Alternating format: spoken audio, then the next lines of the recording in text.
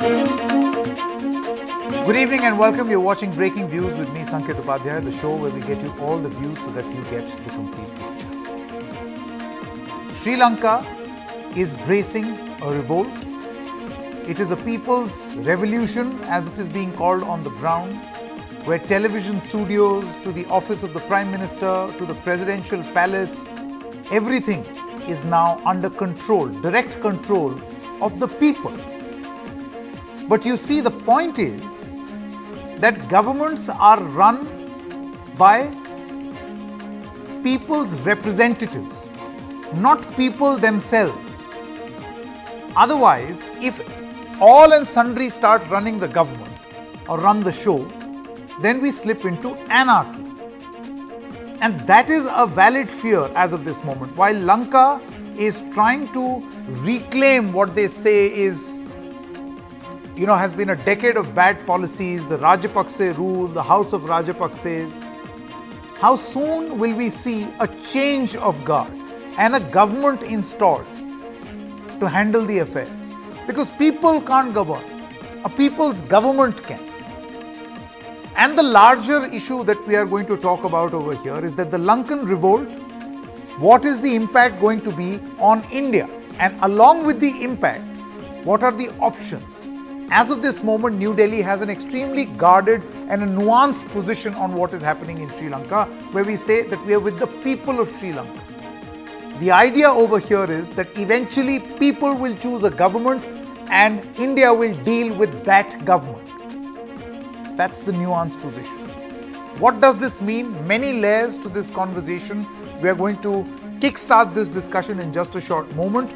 But first, let's quickly take a look at this presentation of what all happened through the course of the day.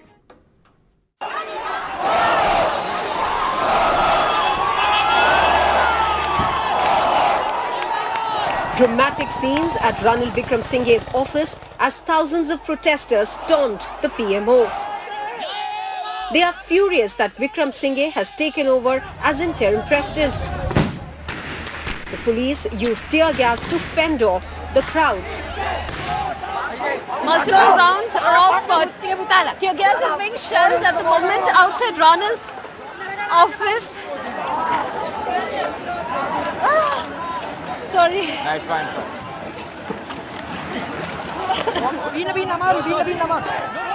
The crisis in the island country deepened this morning as people woke up to the news that President Gotabaya Rajapaksa had fled to the Maldives with his wife overnight on a military plane. Reports say his final destination could be Singapore or the United Arab Emirates. On their arrival in the Maldives, President Rajapaksa, his wife and bodyguards were driven to an undisclosed location under police escort. Reports claim the president's younger brother and former finance minister Basil Rajapaksa has also left the country.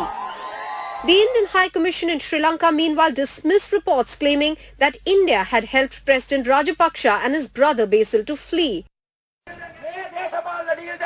Over the weekend, Rajapaksa had promised to resign today, that is Wednesday, and his failure to do so along with his decision to leave Sri Lanka angered protesters even more. It was virtual anarchy on the streets of Colombo as protesters took over government buildings and even the state broadcaster who went off air. We don't have the food right now, we don't have gas, we don't have petrol, we don't have diesel, we don't have anything really, we don't have dollars. So all the poor people suffers a lot. If he promised us 13th, today 9 o'clock he will give the resignation. If he don't give the resignation, people will go to the parliament and they will be crazy at this moment because the people there, they don't have food, they don't have enough fuels, they are on the street. I don't know, this situation will become worse. He left the country without signing his resignation. The speaker and the whole country hope that he would send his resignation properly. Ranil Wickremesinghe made a televised statement warning rioters that military and police had been told to restore law and order. He imposed curfew in a key province along with a state of emergency in the country. Gotabaya Rajapaksa ජනාධිපතිතුමා ඉල්ලා අස්වීමෙන් පසුව ඇතිවෙන තත්ත්වය සාකච්ඡා කරන්නට සවුන්ද දවල් පක්ෂ නායකයින් මුණ ගැහුණා. Under Sri Lanka's constitution, Gotabaya Rajapaksa has conferred powers on Ranil Wickremesinghe to function as the acting president under Article 37.1, which means Gotabaya has not yet formally resigned. If and when he does, then Parliament has to elect one of its MPs as president. The successor will hold the office for the remainder of the term of the vacating president. This election has to be held within 1 month of the vacancy arising. On Tuesday, expecting that the president would resign on the 13th of July, as he had said, the speaker had announced the date of the election as 20th July. What next? Because now that Ranil Wickremesinghe has become the acting president and Gotabaya Rajapaksa has left his country and fled from his country, leaving his citizens, forcing them onto the streets, citizens here say that they are not going to stop and that they will continue, and their next target is going to be laying siege to the parliament. Reporting inside Ranil Wickremesinghe's office in Colombo with camera person Kumar Srija for NDTV. And isn't that the most important question? What next? We have with us Srija joining us. Srija, I believe that you're still at the Prime Minister's office, is it?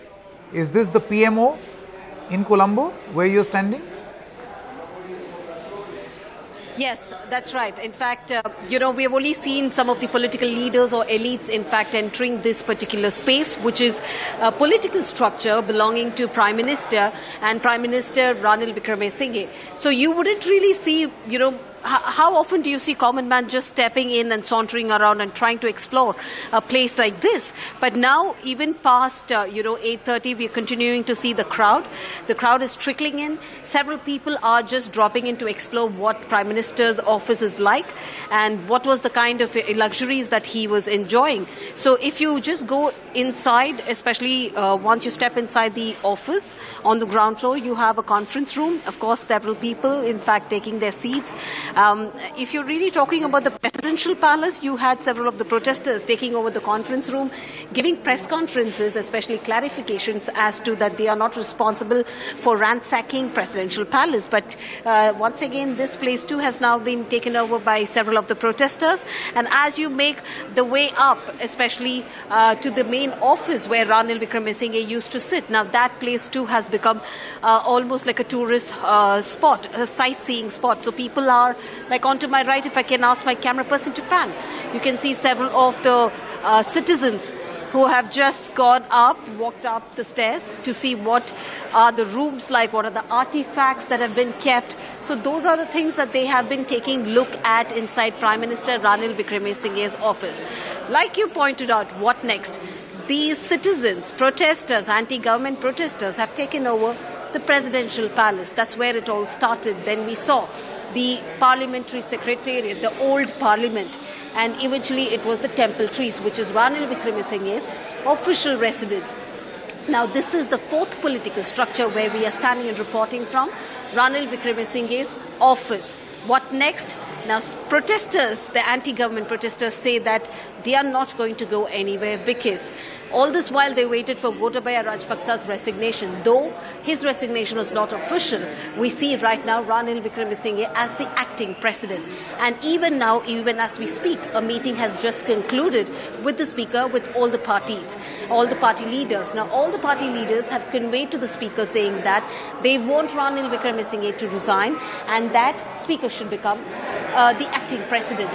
However, if you're going by the official confirmation or the word that's coming out of Prime Minister's office just about a few minutes ago, we hear that Prime Minister Ranil Wickremesinghe goes on to talk about how once again a meeting should be held with the Speaker, and that all the responsibilities must be handed over to a newly formed all-party government, which means the opposition will come together, the ruling will come together. But again, he maintains saying that he will remain the acting president. What next? When he conveys that he's going to remain the acting president, the protesters on the other hand say they are not going to go anywhere because their next target, they say, is going to be laying siege to the parliament. Absolutely. Thank you very much for the reports. I must say, absolutely comprehensive reports through the day, Shrija. And would you like to tell our viewers how you were feeling? What exactly happened at that moment when you started choking because of the tear gas? I hope you're fine now, because it's very scary. I've been at the receiving end of that tear gas shell, and I know it feels terrible. It's not just tears trickling down your eyes. The whole throat chokes. Yes. Yes, it was a bit difficult initially because I was completely out of breath because we were trying to, because what we did see today was unexpected. It was unplanned as per what even the protesters call it, because they took a detour, then eventually they went to Prime Minister's office. What we saw there was a heavy police deployment. You had the army, the police, all the tri-forces, and they had formed a human chain inside the compound and the outside the compound as well. And slowly we started seeing the crowd swelling in, and that's when I sensed that, the trouble is just nearing. And just few moments later, what we did, of course, see is all the protesters trying to storm through that heavily guarded office of Ranil Wickremesinghe from where we are reporting from. So the tear gas shelling went at least about 2 hours or so. Despite the tear gas shelling, we did not see the protesters move away from that spot because they just kept coming back to the same spot. And it almost looked like they had made up their mind. They were confident of the fact that they will take over this place. And we were amongst those protesters as well, trying to bring stories to show what's really happening here, out here on the ground, when the citizens have not given the mandate to Ranil Wickremesinghe and they are asking him to go home. So when we were reporting out there, the tear gas, of course, we were also amongst them, my camera person and I, amongst the protesters who got hit by the tear gas shelling. Yes, initially I was out of breath, but it was the Sri Lankan protesters who did, of course, help me. Exactly. There were quite a lot of them who did, of course, help me come out of it and getting better. Thank you. Kumar and you must please definitely take care, and thank you so much for these comprehensive reports. Thank you. Thank you, Shrija. Let's now move on and introduce our guests as we discuss this further. Gamya Vijayadasa is an actor, former Miss Sri Lanka, was also Miss World, is a protester. Thank you very much for joining us. Ashok Kanta, former High Commissioner of India in Sri Lanka. Mukaddasa Wahid is a freelance journalist and youth activist in Sri Lanka. And Mano Ganesan, leader of the TPA, Tamil Progressive Alliance. Thank you very much, all of you all, for joining us. It's a significant discussion because we are also talking about the India impact, and we'll put those, some graphic bullet points that we have prepared on what all this means and how New Delhi is thinking about this. That will also be a subject matter of discussion. But Gamya, I want to come to you first and ask you that all-important question. What happens next? You see, people's will is supreme in a democracy, but people don't run governments. People elect governments. Yeah. Actually, that is the question that pretty much all Sri Lankans are having at the moment, which is what next? And the kind of roller coaster ride we've been on, the kind of instability we've seen, it's very, very difficult for the common man to predict what happens next, to understand what happens next, because it is not entirely going by the book. It is not entirely going as it should. So we are struggling to understand what happens next. There is just so much that is all over the place, and it is unstable, to say the least. And at the same time, the common man is still on a daily basis struggling with the kind of difficulties that have led them to sort of take the action that they have. The angst, the desperation, the frustration is mounting on a daily basis, while this instability and unpredictability, on the other hand, is weighing heavily. And I think at this point, we just want to see some sort of solution come out of all this. People we have elected, people we have selected to go represent us in Parliament, we really want them to come up with a solution at this point.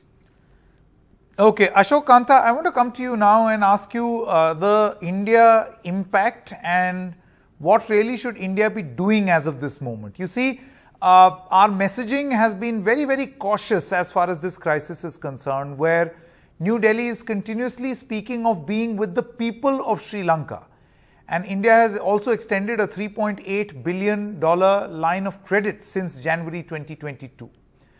So do you think that this is a case where India is conscious of not to be seen as meddling in the affairs of another country, yet appear to be, responsible enough to take care or play the role it is supposed to play on a humanitarian level at a time of a crisis? Sanket, the position of Government of India in this unfolding economic and political crisis has been balanced and nuanced. On one side, when it comes to economic crisis, India has been the first responder. It has gone out of its way to provide, as you mentioned, economic support worth about $3.8 billion since beginning this year. At the same time, we have made it clear that we are not trying to prop up or bail out any political dispensation in Sri Lanka, which is obviously very unpopular at this point of time.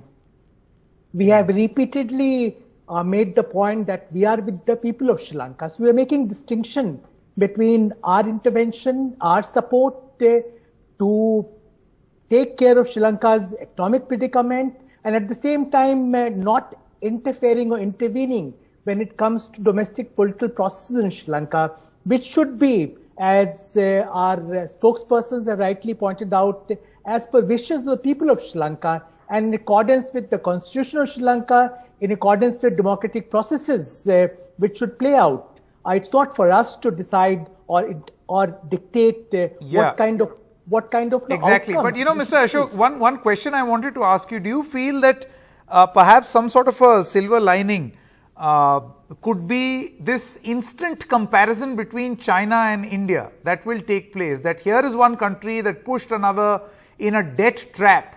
10% of the debt that Sri Lanka owes is to China. And on the other hand, you have this country which is offering humanitarian aid. Do you feel that this will send, not just in Sri Lanka, but in other countries also, a message that, don't just keep taking aid from China. They're not going to come to your help in a time of need or crisis? What's happening in Sri Lanka today is clearly not showing China in a good light.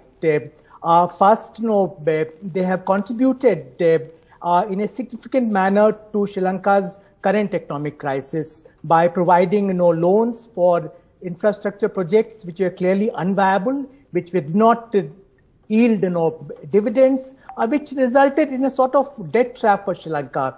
But when it came to providing assistance to Sri Lanka, even President Gotabaya Rajapaksa went on record last month saying that China is not providing any assistance. They have shifted the attention away from Sri Lanka to other countries, that Sri Lanka is unable to utilize the credit line of $1.5 billion, which was given earlier because of stiff conditionalities attached. And Chinese government also came in the way of government of Sri Lanka going to IMF in a timely manner.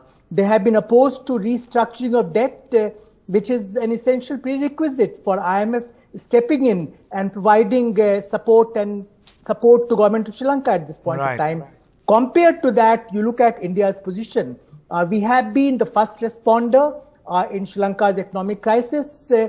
We have been supportive when it comes to Sri Lanka getting assistance from IMF, and we have also made it clear that we'll be happy to go for restructuring of debt, which may involve taking a haircut. but we are prepared to do that. So there is a very clear, contrast between positions taken by India and China in the current situation. And that will also play out to the advantage of... This is being noted. In fact, I was looking at comments emanating from China by their, strategic community. They are taking note of the fact that, China is not being seen in a good light at the present situation. Manu Ganesan, I want to come to you now. You see, there is a humanitarian aspect also.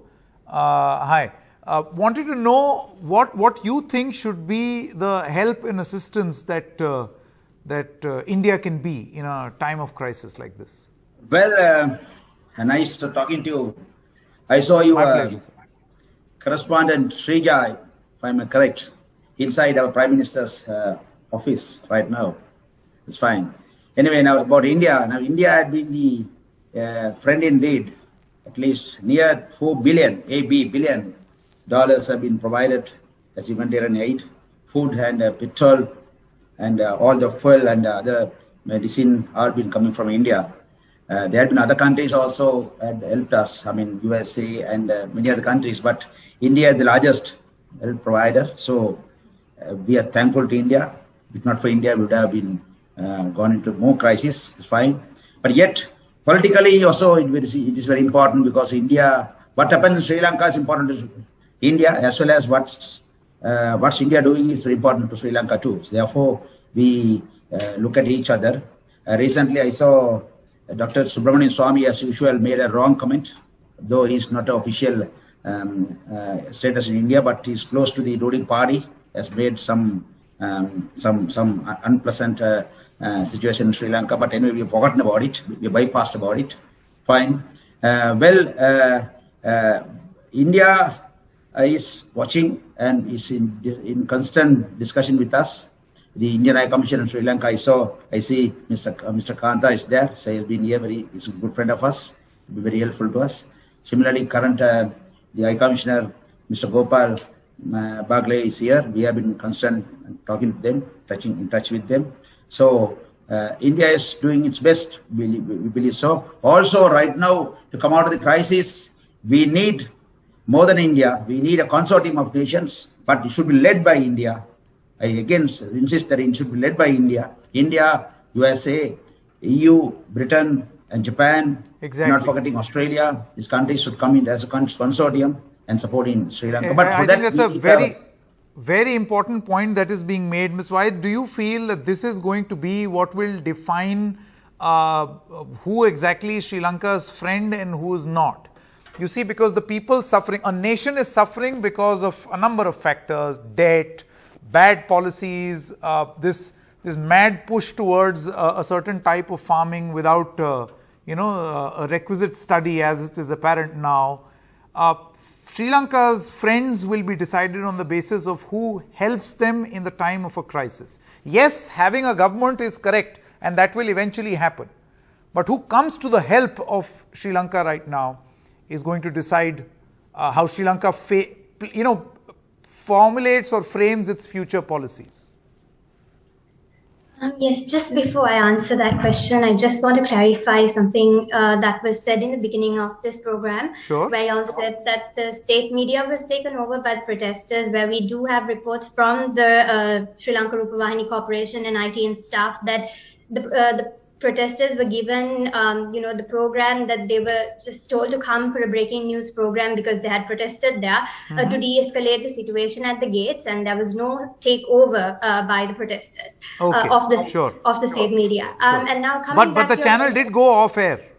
Yeah, the transmission engineers did cut off the broadcast, and the other state media, ITN, they cut off broadcast, fearing that the protesters would start coming over there and start protesting as well, and they would have to also give screen time like breaking news. So coming over to your question right now, so definitely, yes.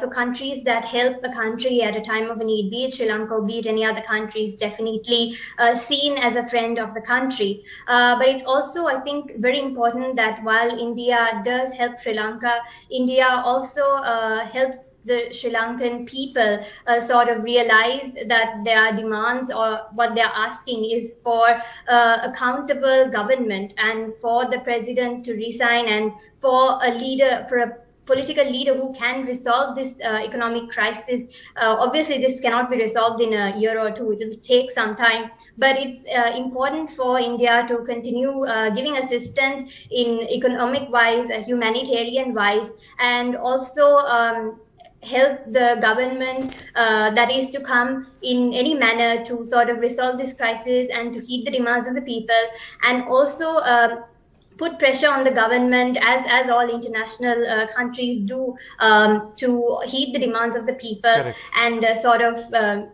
make the government be something that the people want them to be. Exactly.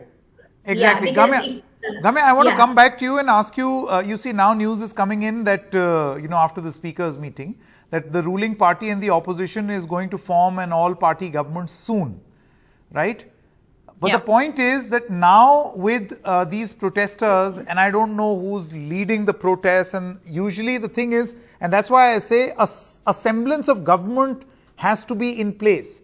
People can't lead. A people-led government can be in power.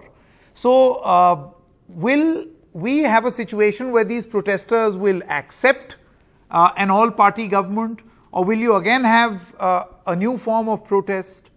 How do you make sure that the protest which has fulfilled its purpose also gets over? Because it's important for your country. You can't endlessly be in a state of protest. I agree 100%. I in no way am a representative of the protesters, or I don't think there is any leadership as such, or sort of party politics involved in the protesters that have been, the protests have been ongoing for months now. It's been peaceful and it's been ongoing because we haven't really had any kind of solutions come out of the parliament or the government. It's been a game of hide and seek. It's been a game of avoiding the truth and the answers. So it's just been sort of sidelining the problem and just running all around it. So I think at this point, the people do have requests or demands, if you will, that are very clear. And the number one of that is the resignation of the president. And as far as I know, up until now, we still have not received it. He has fled the country, but we haven't really... No, there is no signed document. So this brazenness has to end, because there has been brazenness on the part of the Rajapaksas. That's why you see the sort of protest on the ground. But thank you very much. As Sri Lanka tries to answer this question, what next? I guess that's the most important for all of us. Good night and good night.